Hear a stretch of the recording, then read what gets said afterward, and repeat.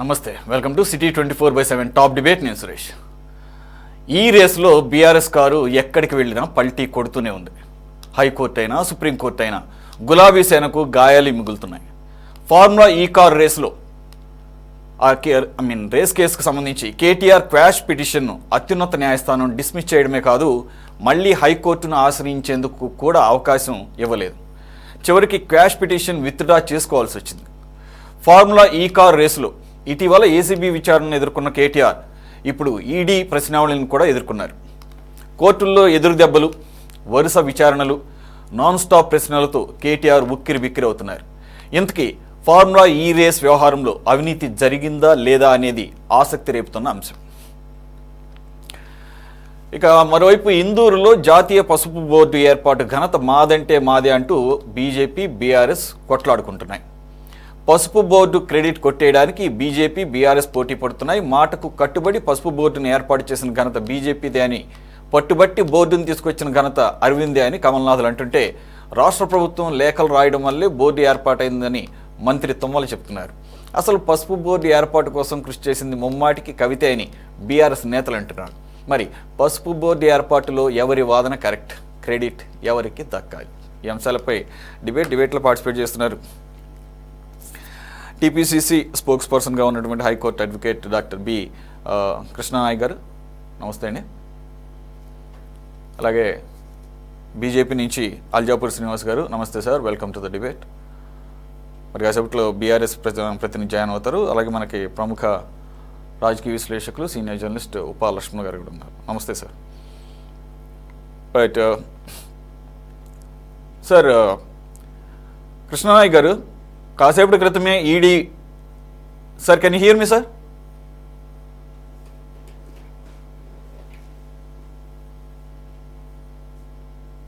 కృష్ణనాయక్ గారు, right, let's go to the analyst. Lakshman గారు,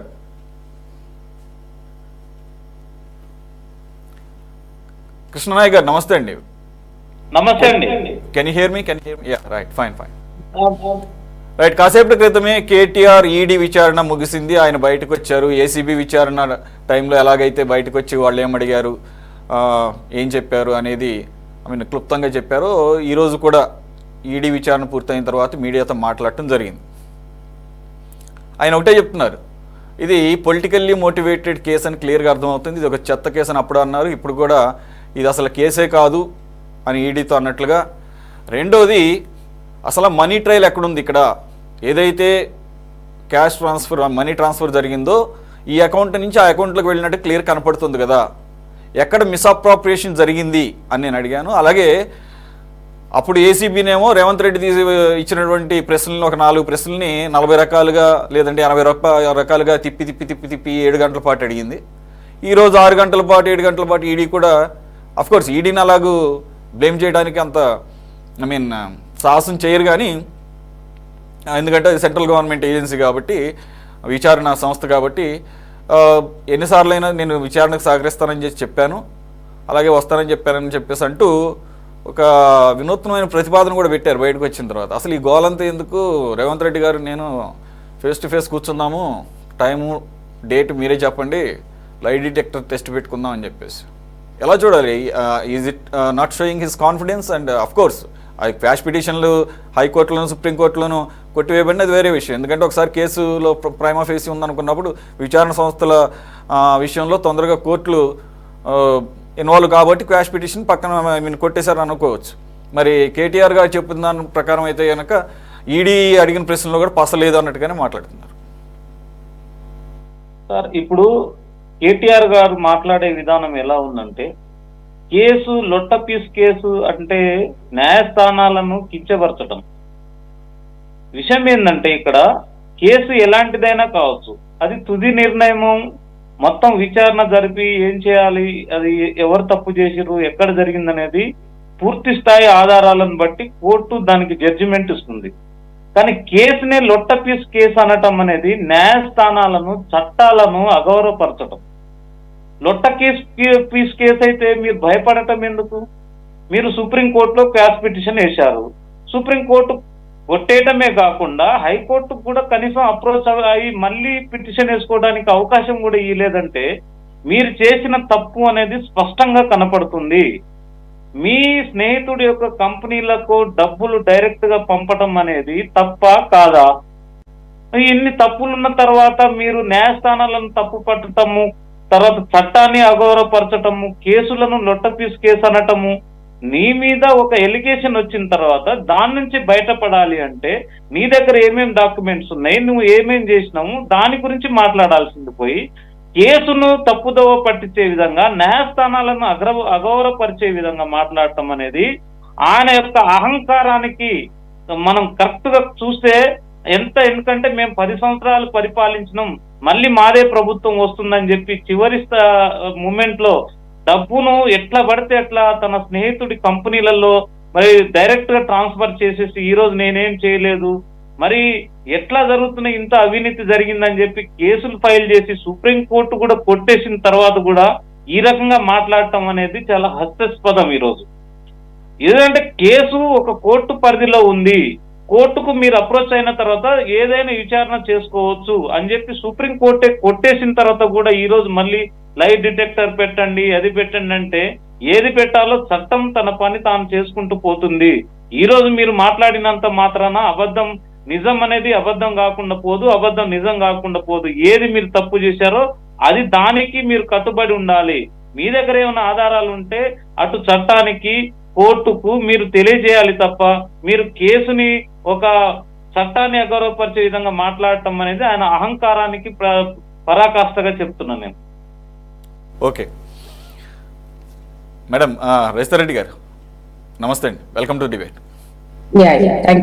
యాక్చువల్గా కేటీఆర్ గారు కాన్ఫిడెంట్గానే మాట్లాడుతున్నా, ఇప్పటికీ ఆయన వర్షన్ అయితే రకరకాలుగా మారుతూ వచ్చిందని మనకి ఒక 3-4 నెలలు బ్యాక్ వెళ్తే అర్థమవుతుంది. మొదటిసారి ఎప్పుడైతే ఇది ఈ కేసు బయటకు వచ్చిందో, తప్పుడు కేసులు పెట్టుకోండి, అరెస్టులకు భయపడను, జైలుకు అయినా వెళతాను, అవసరం మహా అయితే ఏముంది, స్లిమ్ అవుతాను, యోగా చేసుకుంటాను, లేకపోతే జిమ్ చేసుకుంటాను అని చెప్పేసి అన్న ఆయన ఇప్పుడు అసలు ఈ కేసులు ఇవన్నీ వద్దు, రేవంత్ రెడ్డి గారు మీ మీద కూడా ఒక ఈడీ కేసు ఉంది, ఏసీబీ కేసు ఉంది కదా, అదే ఒక 10 years బ్యాక్ 50 lakh ఇస్తూ ఉన్నటువంటి కేసు, అది కూడా ఛార్జ్ షీట్ ఫైల్ అయ్యి ఉంది కదా, కాబట్టి మీరు నేను ఫేస్ టు ఫేస్ కూర్చుందాము, ఇప్పుడు ఈ విచారణ ఇదంతా ఎంక్వైరీ ఇవన్నిటికీ ఒక 10 కోట్ల రూపాయల వరకు ప్రజాధనం అవుతుందని చెప్పేసి చెప్తున్నారు, ఆ డబ్బులన్నీ ఎందుకు మీకే ఉపయోగపడతాయి, సూపర్ 6కు వాటికి ఉపయోగపడతాయి అని చెప్పేసి సలహాలు ఇస్తున్నారు. ఏమిటి సలహాలు? ఇప్పుడు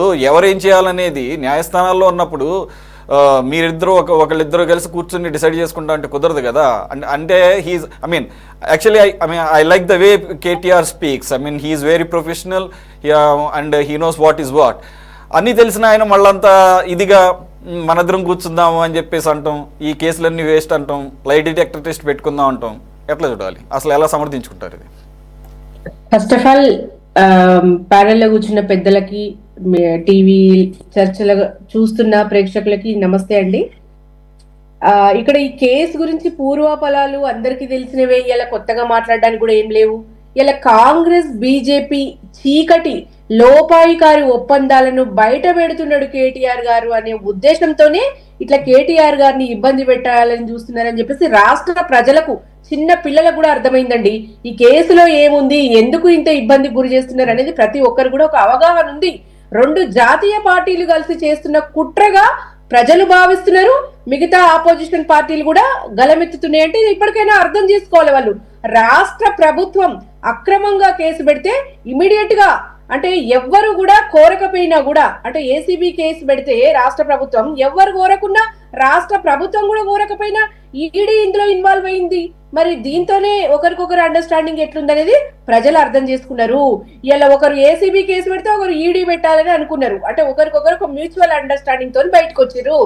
సంవత్సర కాలం నుంచి అనేక కేసులు పెట్టాలని చూసిర్రు, ఎక్కడ ఏమి కూడా నిరూపితం కాలేదు. కేటీఆర్ గారు నిజాయితీగా ఉన్నాడు కాబట్టి ఇలా మీరు ఏమన్నారండి, 1,00,000 కోట్ల అవినీతి జరిగిందన్నారు ముందుగా, తర్వాత 1,000 కోట్లు అన్నారు, 100 కోట్లు అన్నారు, చివరి ఆఖరికి కొండను దవ్వి ఎలుకను పట్టినట్టు 46 కోట్లకు పరిమితం చేసుకున్నారు. ఇక్కడ కూడా రాష్ట్ర ప్రజలు అర్థం చేసుకున్నారు. అవి కూడా ఒక బ్యాంకు నుంచి ఇంకో బ్యాంకుకు ట్రాన్స్ఫర్ అయినాయి, అవి ఉన్నాయని చెప్తున్నాడు అక్కడ. ఎక్కడి నుంచి ఎక్కడికి బదిలీ అయినాయో కూడా చెప్పిండు, అవి ఎక్కడ ఉన్నాయో కూడా చెప్పిండు. మరి ఇలా కేసు ఏముందో వాళ్ళకే తెలియాలి.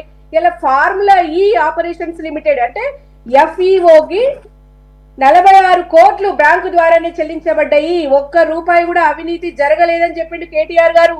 దుర్వినియోగం అసలే జరగలేదని చెప్పిండు. మరి ఇక చెల్లించిన ప్రతి రూపాయి కూడా ఇక్కడ లెక్క చెప్తున్నాడు. మరి ఇందులో మనీ లాండరింగ్ ఎక్కడుంది? ఇక్కడ అబద్ధాలను ప్రజలకు ఏదో పక్కదారి పట్టించాలి, అబద్ధాలు మాట్లాడాలి. ఒక్క నిమిషం. ఇప్పుడు కేటీఆర్ గారికి లబ్ధి చేకూరిందా లేదా బీఆర్ఎస్ పార్టీకి ఏమన్నా దాంట్లో ఏమన్నా వాటాలు ఉన్నాయా, అది పక్కన పెడదాం. అది కాదు, మీరు చెప్పింది కరెక్టే. కాకపోతే ఇక్కడ violation of rules, being a minister, ఆయన ఆ శాఖ మంత్రిగా ఉండి క్యాబినెట్ అప్రూవల్ లేదు, ఆర్థిక శాఖ అప్రూవల్ లేదు, అన్నింటికి మించి విదేశీ కరెన్సీని అది స్టెర్లింగ్ పౌండ్స్లో పే చేశారు. లండన్ బేస్డ్ ఎఫ్ఈఓ మీరే అంటున్నారు కదా, దానికి పే చేయాలి. అది పే చేయాలంటే ఆర్బీఐ నామ్స్ ఉండాలి, ఆర్బీఐ పర్మిషన్ తీసుకోవాలి. ఆ పర్మిషన్ కూడా లేదు. అందు గురించి కదా ఈడీ దిగింది. ఇక్కడ మనం దేనికి దానికి చూద్దాం. Of course ED central government agency అవ్వచ్చు గాక, కానీ it's an enquiry agency. ED ఎందుకు దిగింది? అందులో సరే ఓకే, మీరు అన్నట్లుగా 2 జాతీయ పార్టీలు కొల్లీడైదాం. ఎవరు కొల్లీడ్ అవుతారు? కాంగ్రెస్ను బీజేపీ కొల్లీడ్ అవుతాయా? ఆ 2 కూడా విపక్ష పార్టీలు. ఒక్క నిమిషం లెట్ మీ కంప్లీట్. ఇక్కడ ఏసీబీ కేసు పెట్టిందంటేనేమో యాజ్ ఏ ఆల్రెడీ మెన్షన్డ్, ఆర్థిక శాఖ పర్మిషన్ లేదు, అలాగే స్టేట్ ఎక్స్చెక్కర్కి ఈ రకంగా పర్మిషన్లు తీసుకోపోవడం మూలంగా నష్టం జరిగిందనేది ఏసీబీ తీసుకున్నటువంటి కేసు, ఏసీబీ కేసు. ఈడీ ఎందుకని వచ్చింది? లండన్ బేస్డ్ ఎఫ్ఈఓకి ఫారెన్ కరెన్సీ రూపంలో పంపించే పేమెంట్ జరిగింది కాబట్టి, which is against the FEMA rules. కాబట్టి ఫెమా రూల్స్కి విరుద్ధంగా ఉన్నప్పుడు ఆటోమేటిక్గా ఈడీ ఎంటర్ అవుతుంది. కాబట్టి ఈ 2 క్లియర్గా అక్కడ ప్రైమా ఫేసి కనపడుతున్నప్పుడు మీరు ఇది పొలిటికల్లీ మోటివేటెడ్ అని ఎలా చెప్పగలరు? అఫ్కోర్స్ నేను దానివల్ల కేటీఆర్కి లబ్ధి చేకూరిందని నేను అంటం లేదు. వైలేషన్ ఆఫ్ రూల్స్ వరకు మాట్లాడుకుందాం. అదే అండి, ఇది డెఫినెట్ గా పొలిటికల్ కేసే, అక్రమ కేసే, పొలిటికల్ మోటివేటెడ్ కేసే. ఇలా కేసు లేదు ఏం లేదని మళ్ళీ చెప్తున్నా. విచారణకు ఇప్పుడు ఏసీబీ విచారణకు కానీ ఇప్పుడు ఈడీ విచారణకు కానీ వెళ్ళిండంటేనే మా దగ్గర ఏం లేనట్టు. ఒక్క ఆధారం కూడా ఏసీబీ దగ్గర లేకపోయినా ప్రజా సమస్యల మీద పోరాటం చేస్తున్నందుకే కదా ఇంత ఇబ్బంది గురి చేస్తున్నారు. మరి వీళ్ళకి అంత ధైర్యమే ఉంటే నిధులు తీసుకున్న సంస్థ మీద కేసు ఎందుకు పెట్టలేదండి? ఇప్పుడు డబ్బు చెల్లింపులు బ్యాంకు ద్వారా, అది అధికారుల ద్వారా జరిగినప్పుడు అది అవినీతి ఎట్లయితుందని నేను అడుగుతున్నా. డబ్బు చెల్లింపు బ్యాంకు ద్వారా, అధికారుల ద్వారా జరిగినప్పుడు అవినీతి ఎట్లయితది? మంత్రిగా ఆయనకు కొన్ని అథారిటీస్ ఉంటాయి కదా, మరి ఇదంతా కక్ష సాధింపు కాకపోతే ఏంది? ప్రపంచ దేశాలు పోటీ పడ్డా కూడా ఫార్ములా ఈ తెలంగాణకు వచ్చింది. మరి దాన్ని ప్రశంసిస్తలేరా? మరి దానిని కొనసాగించకుండా కేవలం కేటీఆర్ గారి మీద కేసు పెట్టాలన్న కుట్రతోనే రద్దు చేసింది కాంగ్రెస్ ప్రభుత్వం. మరి ఇది ప్రజలకు అర్థమైతలేదంటారా? మరి కాంగ్రెస్ వాళ్ళు చేసిన అవినీతి మీద ఎన్ని కంప్లైంట్ ఇచ్చినా మరి ఈడీ ఒక్క యాక్షన్ కూడా తీసుకోలేదండి. ఇంతవరకు ఒక్కసారి కూడా ఈడీ యాక్షన్ తీసుకోకపోగా ఇంకా కంప్లైంట్ ఇచ్చిన వాళ్ళని పట్టుకోవడంలో ఉద్దేశం ఏముంది? ఏమీ లేని ఫార్ములా ఈ అంశంలో మాత్రం ఇబ్బందులకు గురి చేస్తుంటే మరి మాకు న్యాయ వ్యవస్థ మీద చాలా నమ్మకం ఉంది. ఇది అక్రమ కేసు కాబట్టి మేము కొట్లాడతాం న్యాయపరంగానే. ఇక్కడ ఎటువంటిది ఏది నిరూపితమైందో చెప్పాలి. ఇప్పుడు సరే కేటీఆర్ గారి మీద మరి ఇట్లా మనీ లాండరింగ్ అంటున్నారు, పంపించిన డబ్బు కూడా అక్కడ లెక్కలు ఉన్నాయి. ఎక్కడ గల్లంతు జరగలేదు, అవినీతి జరగలేదు. యాజ్ ఆఫ్ నౌ కేటీఆర్ గారికి మనీ ట్రయల్ ఉందా లేదా అనేది ఇంకా లేదు. కానీ ఒకటైతే ఆల్రెడీ ఎస్టాబ్లిష్ అయింది, దీంట్లో క్విడ్ ప్రోకో ఇన్వాల్వ్ అయి ఉంది. దానిలో భాగంగానే గ్రీన్ కో కంపెనీ ప్రైమ్ ప్రమోటర్గా ఉన్నటువంటి ఫస్ట్ ప్రమోటర్గా ఉన్నటువంటి గ్రీన్ కో కంపెనీ నుంచి దానికి 1 సంవత్సరం ముందు ఎలక్ట్రిక్ బాండ్స్ రూపంలో జరిగింది. దానికి ప్రతిఫలంగానే ఈ రకమైనటువంటి డీల్ కుదిరిందని చెప్పేసి ఇప్పుడు ఉన్నటువంటి అంటే ప్రైమరీగా కనపడుతున్నటువంటి క్విడ్ ప్రోకో. ఎలక్ట్రల్ బాండ్స్ తీసుకున్నారు లేదా, బీఆర్ఎస్ వచ్చినా లేదా, అది కనపడుతుంది రికార్డులో క్లియర్. ఇక మరి ఎలక్ట్రో బాండ్ మాకంటే ఎక్కువ బీజేపీ కాంగ్రెస్ తీసుకుంది. మరి బీజేపీ తీసుకునే కాంగ్రెస్ తీసుకున్నారు. మరి వాళ్ళని ఏమనాలి చెప్పండి? ఇప్పుడు బీఆర్ఎస్ ప్రభుత్వం కంటే ఎక్కువ కాంగ్రెస్ ప్రభుత్వమే తీసుకుంది. మరి వాళ్ళు కూడా తప్పు చేసినట్టేనా అండి? ఇవన్నీ ఎందుకండి? క్విడ్ ప్రోకో వల్ల అరెస్ట్ ఫస్ట్ వాళ్ళు పిలిచింది దేనికి? ఫార్ములా ఈలో అవకతవకలు జరిగినాయని. మళ్ళీ ఇప్పుడు క్విడ్ ప్రోకో అని అదని ఇదని ఎందుకండి కాలయాపన? మీరు ఏదుందో నిరూపించండి అని చెప్తున్నాం కదా. ధైర్యంగా మేము దానికి లెక్కలు చూపిస్తున్నాం కదా. పంపించిన డబ్బు అక్కడ ఉన్నది అని కూడా లెక్కలు చూపించినాక ఇక్కడ మనీ లాండరింగ్ ఏముందో ప్రజలకు అర్థమైతే లేదు. ఇక్కడ ఏంది గల్లంతైన విషయం ఏముంది?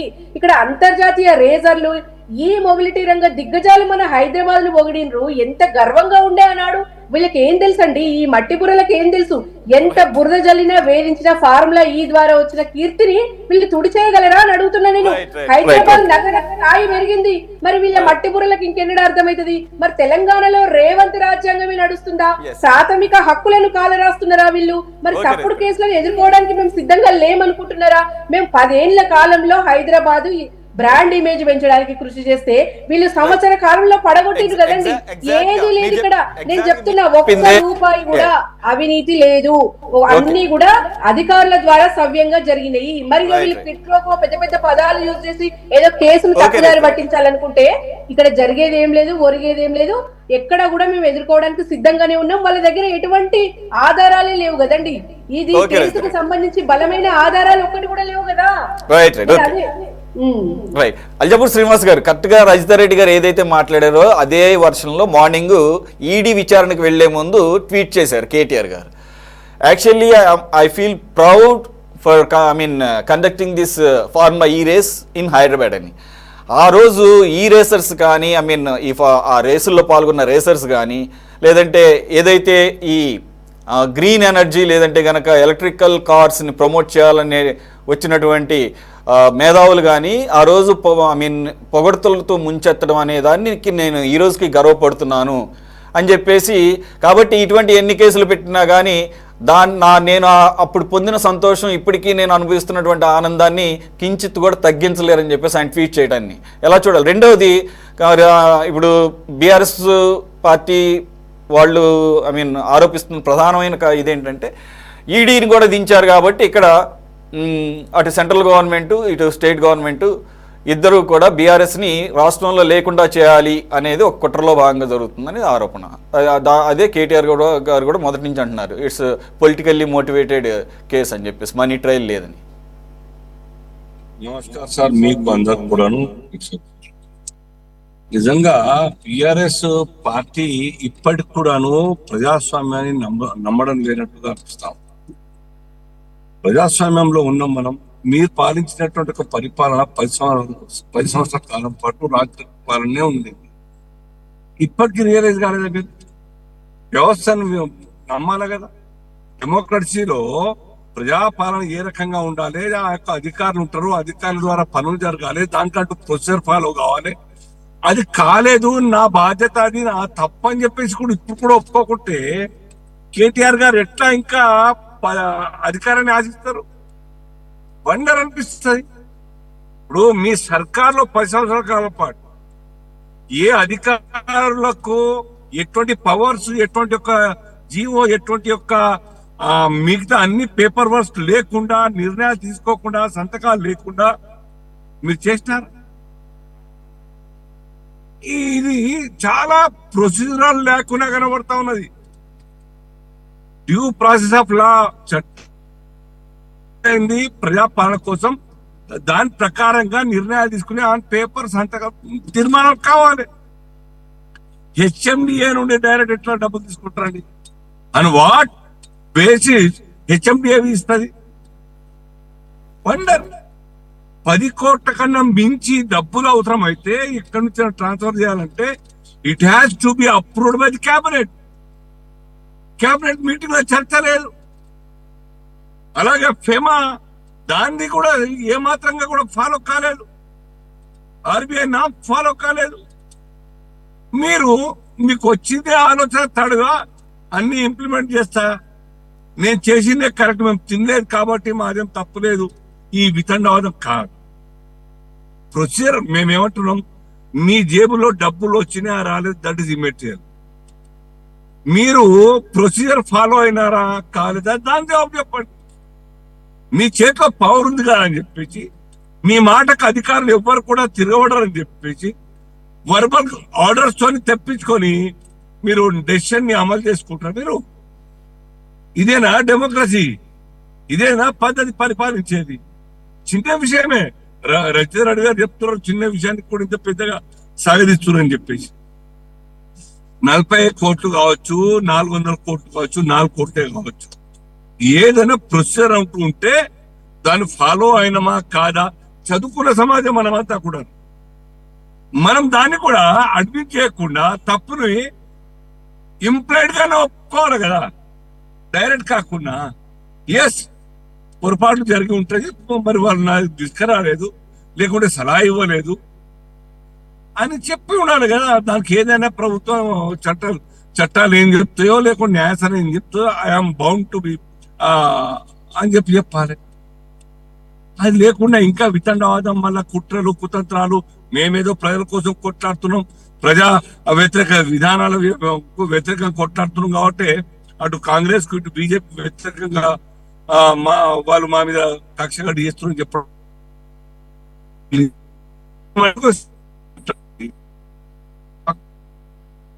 ఈ ఇష్యూ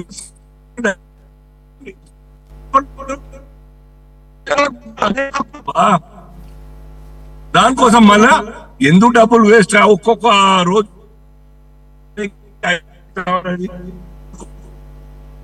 కూర్చున్నాం. శ్రీనివాస్ గారు ఇప్పటి వరకు ఆడియో బాగానే ఉంది, కానీ మీరు seems you're in the car, maybe దాని వల్ల అనుకుంటే మూమెంట్ వలన సిగ్నల్ బ్రేక్ అవుతుంది. మళ్ళీ వస్తాను. ఈ రకంగా కేటీఆర్ గారు తమ యొక్క అర్థం చేసుకొని అడ్మిట్ చేయాలి, కానీ మళ్ళీ దాన్ని వితండవాదం చేయొద్దు. ఇది ఒక్కటే కాదు, అనేక తప్పు కూడా బయటకు వస్తాయి, ఇంకా అనేకంగా వారి సర్కార్లో జరిగినాయి. సో ఇంతటికే బెంబేలెత్తిపోతా ఉన్నారు. కొద్దిగా ఇవాళ ఫస్ట్ టైం ఈ 11 years ఈ పొలిటికల్ టెన్యూర్ లో ఇవాళ కొద్దిగా మెల్లగా మాట్లాడిన ప్రెస్ ఆఫ్టర్ ఎంక్వైరీ బయటకు వచ్చిన తర్వాత ఆ వారి మాట్లాడే బాడీ లాంగ్వేజ్, వారి భాష మీరు అబ్జర్వ్ చేయండి. 10 సంవత్సరాల యొక్క కాలం నాటి, లేదంటే ఈ 1 year లో కాంగ్రెస్ కు వ్యతిరేకంగా అపోజిషన్ పార్టీ అయిన తర్వాత మాట్లాడే మాటలకు, ఇవాళ మాట్లాడే మాటలకు తన యొక్క నర్మ గర్భం తన మెత్తడుగా మాట్లాడడం జరిగింది. ఇంకా అనగాలి, ఇంకా జరగాలి. ప్రజల మంచి కోసం మేము సలహా ఇస్తున్నాం తప్ప ఇంకా నేను వాటి జోలికి వెళ్ళను. కానీ నేను వెరీ బిగినింగ్ నేను అందుకనే అదే పాయింట్అవుట్ చేసింది. ఆయన బయటికి రాగానే ఆల్రెడీ న్యాయస్థానాల్లో కేసు ఉన్నప్పుడు, అలాగే విచారణ సంస్థల చేతిలో ఉన్నప్పుడు అలా కాదు, ఇది ఎంత డబ్బులు వేస్ట్, ప్రజాధనం వృధా అని చెప్పేసి మన ఇద్దరం లై డిటెక్టర్ టెస్ట్ కూర్చుందాము, ఎంత ఒక 40-50 లక్షల్లో అయిపోతుంది, లైవ్లో కూర్చుందాము, ప్లేస్ మీరే చెప్పండి అని చెప్పేసి చెప్పడం నాకే ఆశ్చర్యం అనిపించింది. KTR always speaks very professionally. అలా కేసులు ఉన్నప్పుడు కేసులు అవే కదా, వాటి డ్యూటీస్ అవి నిర్వహిస్తూనే ఉంటాయి కదా. అలా కాకుండా మేమిద్దరం పర్సనల్గా కూర్చుంటాము, లై డిటెక్టర్ టెస్ట్ పెట్టమంటే అసలు సాధ్యపడుతుంది? అదే పాసిబిలిటీ లేదు కదా. సురేష్ గారు వారికి సూట్ అవుతుందా ఆ మాట మాట్లాడచ్చు? ఫస్ట్ టైం మాట్లాడుతా ఉన్నారు. అవును శ్రీనివాస్, రైట్. లక్ష్మణ్ గారు, యాక్చువల్గా వెరీ బిగినింగ్ ఆఫ్ ది కేసులో కేటీఆర్ గారు మాట్లాడుతూ, ఇఫ్ ఐఎమ్ నాట్ రాంగ్, ఎప్పుడైతే ప్రమోటర్ పక్క తప్పుకున్నాడో మొదటిసారి నిర్వహించిన తర్వాత లాసెస్ వచ్చినాయి అని చెప్పేసి ఒక కారణం చెబుతూ, మరి దీనికి సెకండ్ టైం ఈ రేస్ని కంటిన్యూ చేయాలంటే ప్రమోటర్ కావాలి, ప్రమోటర్ దొరికే వరకు కూడా హెచ్ఎండిఏ ద్వారా మేమే మళ్ళీ అధికారంలోకి వస్తామన్న ఒక కాన్ఫిడెన్స్తోనే నేను హెచ్ఎండిఏ ద్వారా పేమెంట్ చేయించాను అని చెప్పేసి కేటీఆర్ అన్నట్లుగా నాకు గుర్తుంది. సో ఆయన అప్పట్లో ఉన్న వాదన ఇప్పుడు దాన్ని ఆయన రిపీట్ చేయటం లేదు. Correct me if I'm wrong or anybody else in the panel. ఆయన అయితే మేము మళ్ళీ అధికారంలోకి వస్తామన్న దాంట్లో ఈ లోపల ఎలాగో మన ప్రమోటర్ను పట్టుకుందామో అది పెద్ద విషయం కాదు అనే ఒక కాన్ఫిడెన్స్తోనే హెచ్ఎండిఏ నుంచి ఈ ఫండింగ్ జరిగింది అనేది ఆయన చెప్పినట్టు. అలా చూసుకున్నా కానీ ఇది నిబంధనలు ఉల్లంఘించినట్లే అవుతుంది. ఇప్పుడు అందు గురించే కదా ఏసీబీను ఈడీ రంగంలోకి దిగింది. అఫ్కోర్స్ అమౌంట్ అనేది పెద్ద మ్యాటర్ కాదు ఇక్కడ, 44 కోట్ల 55 కోట్ల అనేది. సార్ ఎలా చూడాలి సార్ లక్ష్మణ్ గారు ఈరోజు ఈడీ విచారణకు ముందు కేటీఆర్ని, విచారణ తర్వాత కేటీఆర్ మాట్లాడిన తీరు?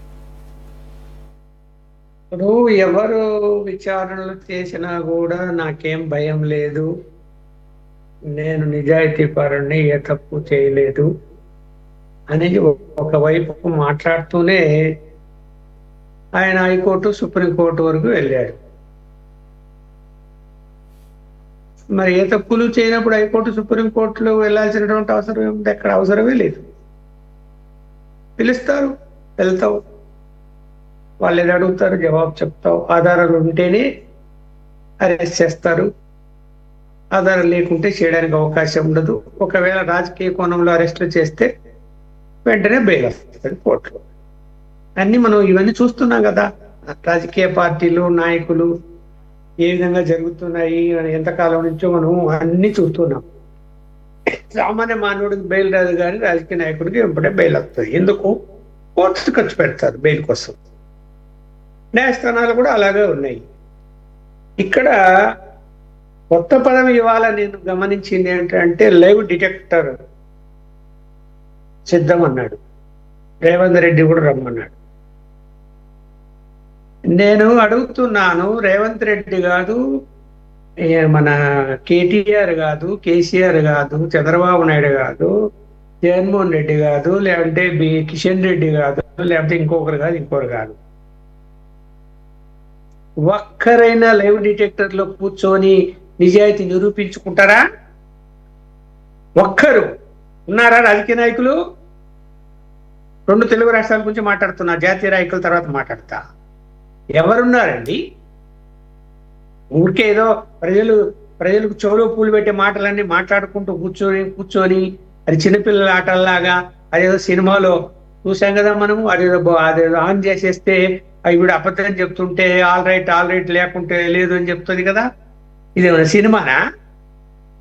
ఎవరు నిజాయితీ పరులు ఎక్కడ ఉన్నారు?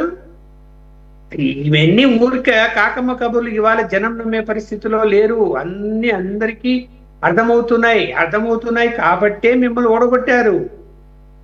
అక్కడ జగన్మోహన్ రెడ్డిని ఓడగొట్టారు. అర్థం కాకుంటే ఎందుకు ఓడగొడతారు? అర్థం అయ్యాయి కాబట్టే ఓడగొట్టారు. ఇక్కడ ఎన్ని చెప్పినా కూడా రూల్స్ కు వ్యతిరేకంగా ఆ నిధులన్నది విదేశాలకు పంపారు. అందులో తప్పించుకునే అవకాశమే లేదు. అందులో ఎవరి సంతకాలు ఉన్నా కూడా, ఎవరు ఆదేశాలు ఇచ్చినా కూడా, ఇప్పుడు మౌఖిక ఆదేశాలు చెల్లవు కోర్టుల్లో. ఆయన మౌఖికంగా ఆదేశం ఇచ్చాడు కాబట్టి నేను నిధులు విడుదల చేశానని ఐఏఎస్ ఆఫీసర్ చెప్తే నడవదు, రిటర్న్ గా ఉండాలి. ఇప్పుడు ఈయన రిటర్న్ గా ఫైల్ మీద సంతకం పెట్టాడని ఆరోపణలు అనేది ఆయనే చెప్తున్నాడు కాబట్టి అక్కడ దొరికిపోయింది వ్యవహారం. ఆయన వరకు వచ్చింది కేసు. వచ్చినప్పుడు ఇక్కడ సహకరిస్తాను అని చెప్తూనే ఉన్నారు. ఇంకా ఎన్నిసార్లు పిలిచినా నేను పోతాను, మాట్లాడతాను. దాన్ని వాళ్ళు ఏసీబీ అడిగిందే, ఈడీ అడిగింది, ఏసీబీ అడిగింది అంటే, ఇప్పుడు ఏసీబీ దగ్గర నుంచి ఫైల్ తీసుకున్నారు ఈడీ వాళ్ళు. ఏసీబీ వాళ్ళు ఏం అందులో రాశారో, అందులో ఏం పేర్కొన్నారో, ఎఫ్ఐఆర్లో ఏం రాశారో, ఇంకా ఇతరులను అరెస్ట్ చేసినప్పుడు రిమాండ్ రిపోర్ట్లో ఏం రాశారో అవన్నీ స్టడీ చేసిన తర్వాతనే ఈడీ వాటి మీద క్వశ్చన్లు తయారు చేస్తుంది. అదనంగా వాళ్ళు ఏంటంటే మనీ లాండరింగ్ ఇంపార్టెంట్ వాళ్ళకి. ఈడీకి మనీ లాండరింగ్ జరిగిందా లేదా అన్న లైన్లోకి వాళ్ళు వస్తారు. అది ఎక్కడన్నా వాళ్ళకి ఏమైనా చిన్న ఆధారం ఉందేమో, అదైతే బయటికి రావడం లేదు. ఇప్పటి వరకు విచారణ చేస్తున్నారు. ఏ ఆధారం లేకుండానే అసలు విచారణ ఎలా ప్రారంభించారని మనము ఒక మాట మామూలు సామాన్య పౌరులాగా మనం మాట్లాడుకుంటే, ఒకవేళ ఎలాంటి ఆధారం లేకుండా ఈడీ ఈ రాజకీయ కోణంలోకి రంగలే దిగింది అనుకున్నామండి, రేపు కోర్టుకు సమాధానం చెప్పొద్దు. ఈడీ కేసు కట్టారు కదా, అనధికారికంగా విచారణ జరగడం లేదు. ఇది కేసు రిజిస్టర్ చేశారు, ఈడీ నోటీసులు ఇచ్చారు, పిలిచారు, మాట్లాడుతున్నారు. ఇదంతా అఫీషియల్ గా మీరు ఆ విచారణ జరుపుతూ ఉన్నప్పుడు ఎలాంటి ఆధారాలు దొరకకపోతే కేటీఆర్ గారిని అరెస్ట్ చేయగలుగుతారా? అసంభవం. పోనీ కేటీఆర్ గారి మీద ఛార్జ్షీట్ వేయగలుగుతారా? అసంభవం. అలాంటి రాజకీయ కోణంలో పిచ్చి పనులు ఏమైనా చేస్తే కోర్టు మొటిక్కాయలేస్తుంది, వెంటనే బెయిల్ ఇస్తారు, లేకపోతే కేసు కొట్టేస్తారు. లేకపోతే కనుక ఎవరు ఈడీ అధికారున్నారో వాళ్ళ మీద చర్యలు కూడా తీసుకుంటుంది కోర్టు. అంత ఈజీ కాదు. అందువల్ల ఎక్కడో ఏదో ఉందేమో అనేటువంటి అనిపించే విధంగా ఈ విచారణ జరుగుతున్నది. ఇప్పుడు ఆయనేమో లేదు, నేను నిజాయితీ పరుడిని, నాకు ఎలాంటి డబ్బులు ముట్టలేదు అని కరాఖండిగా చెప్తున్నారు. సో ఇప్పుడు మనము ఇప్పుడు ఛాలెంజెస్ ఎవరి దగ్గర ఉన్నాయి? ఈడీ దగ్గర, ఏసీబీల దగ్గర ఉన్నాయి ఛాలెంజెస్.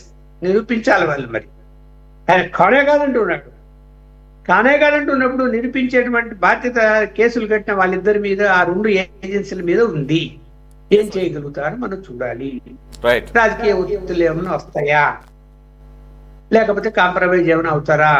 ఇప్పుడు ఇవన్నీ రాజకీయాలు ఎలా ఉంటాయంటే, నీకు ఇది ఇస్తా, నాకు అది ఇస్తా, ఇవ్వు అనేటువంటి పద్ధతుల్లో ఇవాళ పార్టీలు సిద్ధాంతాలు అన్ని పోయాయండి. చూస్తున్నాం కదా, పార్టీల సిద్ధాంతాలు అన్ని పోయాయి. ఇక్కడ నేను ఒక పుస్తకం రాస్తే నా సిద్ధాంతం వేరైనా కూడా అన్ని రాజకీయ పార్టీలు వచ్చి వాలిపోతున్నారు నా దగ్గర. పచ్చి వ్యతిరేకమైనటువంటి భావాలు ఉన్నటువంటి పార్టీలు కూడా వాలిపోతున్నారు. అంటే ఇక్కడ వ్యక్తులకు సిద్ధాంతాలు లేవు. ఇక్కడ రాజకీయ పార్టీలు సిద్ధాంతాలు రూపొందించుకుంది, కానీ వ్యక్తుల సిద్ధాంతాలు ఏం పట్టించుకోవడం లేదు. నేను ఈ రాజకీయ పార్టీలో ఉన్నానే అనేటువంటిది ఏం ఆలోచన లేదు. నాకు పలానా ఉప్పల్ లక్ష్మణ్ ఇష్టం, ఆయన పిలిచాడు, నా వెళ్తా.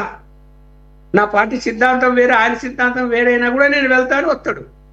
అలా జరుగుతున్నాయి రాజకీయాలు ఇక్కడ. ఏం రేవంత్ రెడ్డి గారు రేపు పొద్దున బీఆర్ఎస్ పార్టీతో అధిష్టానం ఏమైనా ఆదేశిస్తే కనుక లోపాయికారిగా ఏదైనా సహాయం చేస్తాడేమో ఎవరికి తెలీదు, చేయరని గ్యారంటీ లేదు. అలాగే బీజేపీ వాళ్ళు ఈడీ కేసుల్లో కేసులు నడుస్తుంది, ఈడీ కేసు నడుస్తుంది కాబట్టి బీజేపీ వాళ్ళు ఏమైనా లోపాయికారిగా సహకరిస్తారేమో. ఇప్పుడు మనం చూసాం కదా, పక్కన రాష్ట్రంలో జగన్మోహన్ రెడ్డి గారికి ఏ విధంగా ఇండైరెక్ట్ గా సహకారం ఇచ్చారో అన్నది ఎన్ని ఆరోపణలు వచ్చాయో కేంద్రంలోని బీజేపీ నాయకత్వం మీద. మరి అట్లాగే ఏది ఇది జరగదు, ఇది జరుగుతుంది అని చెప్పే పరిస్థితుల్లో ఇవాళ మనం ఎవరం లేము. రాజకీయ పార్టీ నాయకులు వాళ్ళ పార్టీలకు అనుకూలంగా వాళ్ళు మాట్లాడుకోవచ్చేమో, కానీ వాస్తవ పరిస్థితులు వచ్చేసరికి అంత అర్జెంటుగా నియమ నిబంధనల విరుద్ధంగా ఎన్నికలు కూడా వచ్చినా కూడా కొంత రాకముందు కొంత నిధులు ఇవ్వాల్సిన పరిస్థితి ఏమిటి, అది కూడా ఒక విదేశీ సంస్థకు అన్నది ఎవరైనా క్వశ్చన్ చేయాల్సిన అంశమే కదా. అది ఎవరైనా కానీ కరెక్టా అది ఆ ప్రొసీజర్? అలా ఎందుకు చేయాల్సి వచ్చింది? ఏంటి తొందర? దానికి సమాధానం ఏమైనా ఉందా? వాడెవడు చేతులు ఎత్తేసాడు కాబట్టి వాళ్ళకి మేము కమిట్మెంట్ అయ్యమంటే ఏంది చిన్నపిల్లలు చెవులో పూలు పెట్టినట్టు మాట్లాడుతున్నారు. ఇవాళ ఆడెవడో చేతులు ఎత్తిస్తే వాళ్ళు చుట్టు పట్టుకోండి చేస్తారు అట్లా. మరి ఇవన్నీ కూడా బయటికి రావాలి. సరే, ఇప్పుడు నిరూపణ అవుతాయే కదా తర్వాత సంగతి. ముందు ఆ నిధులు ఎందుకు ఇచ్చారు, ఏ ఖర్చులకి ఇచ్చారు, అసలు రూల్స్ రెగ్యులేషన్స్ ఏంటి, ఇవన్నీ జనానికి తెలియాలి. ఇప్పటికీ చాలా విషయాలు తెలిసే జనానికి అర్థమయ్యాయి, ఇంకా అర్థమవుతాయి, ఇంకా చెప్పాలి. ఇన్వెస్టిగేషన్ అన్ని విషయాలు బయటికి రావాలి. ఇప్పుడు వీళ్ళు కాకమ్మ కబుర్లు చెప్తే కనుక ఎవరు నమ్మరండి, అయిపోయింది ఆ స్టేజీ. ఎవరు నమ్మరు. ఇక్కడ తప్పు జరగలేదు అని ఎంత చెప్పినా కూడా, నేను లైవ్ ఎడిటర్ దగ్గర కూర్చుంటా, నేను నిజాయితీ పరుని ఎన్ని చెప్పినా కూడా ఎవరైనా నమ్ముతారండి? రాజకీయాలకు రాకముందు మీ ఆస్తులు ఏంది, రాజకీయాలకు వచ్చినాక ఇప్పుడున్న ఆస్తులు ఏంది చెప్పమండి. ఏ రాజకీయ నాయకుడైనా, మన మిత్రుడు బీజేపీ మిత్రుడు ఉన్నాడు అక్కడ, వాళ్ళ పార్టీ నాయకుల గురించి కూడా అడుగుతాను నేను, చెప్పమండి చూద్దాం. రాజకీయాలకి రాకముందు ఉన్న పరిస్థితులు ఏంటి, ఇవాళ ఉన్న పరిస్థితులు ఏంటి, ఎంతమంది అలా నిజాయితీగా ఉన్నారు? ఇప్పుడు చూద్దాం సార్. ఇప్పుడు 18th కి మళ్ళీ సమ్మన్ చేశారు కేటీఆర్ గారిని ఏసీబీ. ఇది సెకండ్ టైం అవుతుంది ఏసీబీ. ఈడీ మళ్ళీ ఎప్పుడు రమ్మంటుందో చూడాలి. ఆయన కూడా మళ్ళీ ఎప్పుడు రమ్మంటారు ఇంకా చెప్పలేదు. మళ్ళీ ఎన్నిసార్లు పిలిచినా నేను వెళ్ళి సహకరిస్తానంటున్నారు. కృష్ణనాయక్ గారు, మీరు హైకోర్టు అడ్వకేట్గా కూడా ఉన్నారు కదా కృష్ణనాయక్ గారు? ఇప్పుడు ఏసీబీ మళ్ళీ 18th సమన్ చేసింది కేటీఆర్ గారిని. అలాగే ఈ ప్రమోటర్గా ఉన్నటువంటి ఏస్ నెక్స్ట్ జనరేషన్ ఆ కంపెనీ వాళ్ళని కూడా సమన్ చేసింది. మీ అజంప్షన్ ఏంటి? ఇక్కడ ప్రైమా ఫేసీ ఉంది కాబట్టి క్వాష్ పిటిషన్లు హైకోర్టు సుప్రీంకోర్టులో కొట్టివేయబడి మళ్ళీ రీఅపీల్ చేసుకోవడానికి కూడా అవకాశం లేకుండా పోయింది. రెండు ఇక్కడ వైలేషన్ ఆఫ్ రూల్స్ జరుగుతున్న మూడో పాయింట్ ఏంటంటే, ఇప్పుడు కూడా లక్ష్మణ్ గారు చెప్పినట్టు మౌఖికంగానే ఇట్లాంటివన్నీ జరుగుతుంటాయి. మరి కేటీఆర్ గారు చాలా కాన్ఫిడెంట్గా రిటర్న్గానే ఇచ్చారంటున్నారు. రెండోది ఆయన ఒప్పుకున్నారు కూడా. ఇక్కడ ప్రమోటరు ఫస్ట్ ఇయర్ తర్వాత తప్పుకున్నప్పుడు ప్రమోటర్ను వెతికే క్రమంలో మళ్ళీ మనమే అధికారం వస్తాం కదా అన్న ఒక ఉద్దేశంతో, ఒక మంచి ఉద్దేశంతోనే ఈ హైదరాబాద్ యొక్క బ్రాండ్ ఇమేజ్ని ఇంటర్నేషనల్ లెవెల్లో నిలబెట్టాలి. ఇది 4 సంవత్సరాల పాటు వరుసగా ఇక్కడ హైదరాబాద్లో నిర్వహించడానికి ఆల్రెడీ ఒప్పందం జరిగింది కాబట్టి దాని నుంచి బ్రేక్ అయితే గనక అది ఒక అపవాదులాగా ఉంటుంది, ప్లస్ దీనివలన హైదరాబాద్ ఇమేజ్ కూడా బాగా పెరిగింది అనే ఆయన ఒక సదుద్దేశంతోనే ఇంకో ప్రమోటర్ని తీసుకురావడం పెద్ద విషయం కాదు. In the mean while HMDA నుంచి ఈ రకంగా ఫండింగ్ జరిగిందనేది. అయితే ఇక్కడ ఐఏఎస్ అరవింద్ కుమార్, బిఎల్ఎన్ రెడ్డి గారిని ఏసీబీ విచారణ సందర్భంగా వారు కొంత అడ్మిట్ చేశారు. వారు ఇచ్చినటువంటి సమాచారం ఆధారంగానే ఇప్పుడు కేటీఆర్ని ప్రశ్నలు అడుగుతున్నారని తెలుసు. ఇప్పుడు ఐఏఎస్లో యాక్చువల్గా ఎగ్జిక్యూట్ చేసింది వాళ్ళు, మరి ఈయనేమో రిటర్న్గా కూడా ఇచ్చారంటున్నారు. ఇప్పుడు ఒకవేళ కనుక రిటర్న్గా లేకపోతే కేటీఆర్ గారు A1గా ఉన్నా కూడా ఈ కేసు నుంచి బయటపడే అవకాశం ఎంతవరకు ఉంది? Or else arrest inevitable, imminent. KTR red handed గా దొరికిపోయారు ఇక్కడ. ఎందుకంటే వాస్తవంగా ఏదైనా మంత్రులు కానీ సీఎం కానీ మౌఖిక ఆదేశాలు ఇస్తారు, కింద ఉన్నటువంటి ఆఫీసర్లు అది పాటిస్తారు. కేటీఆర్ గారు స్పష్టంగా నేను రాసి రిటర్న్ గా ఇచ్చాని అంటున్నప్పుడు అతను పూర్తి బాధ్యత వహిస్తున్నట్టే. ఇంకా చెప్పాలంటే కోర్టులో కేసు అనేది సుప్రీంకోర్టు కూడా ఇచ్చేసింది, మీరు ఏ విచారణ అయినా చేసుకోవచ్చు, మేము ఎటువంటి జోక్యం చేసుకోలేమనేది సుప్రీంకోర్టు కూడా చెప్పేసింది.